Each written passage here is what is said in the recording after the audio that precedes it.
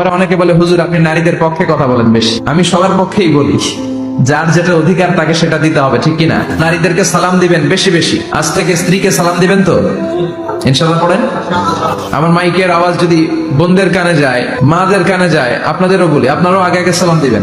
এই দৃশ্য বাচ্চারা দেখলে বাচ্চারাও সালাম শিখবে, ঠিক কিনা?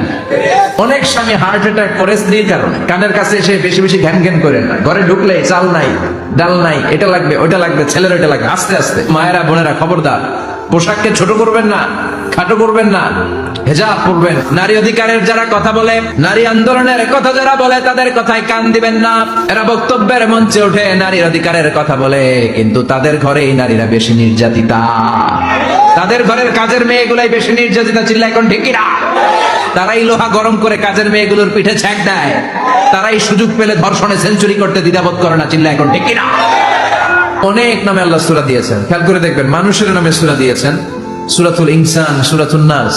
আবার ইন্ডিভিজুয়াল 6 জন পুরুষ মানুষের নামে সূরা দিয়েছেন, 6 জন নবীর নামে, একজন ওলির নামে।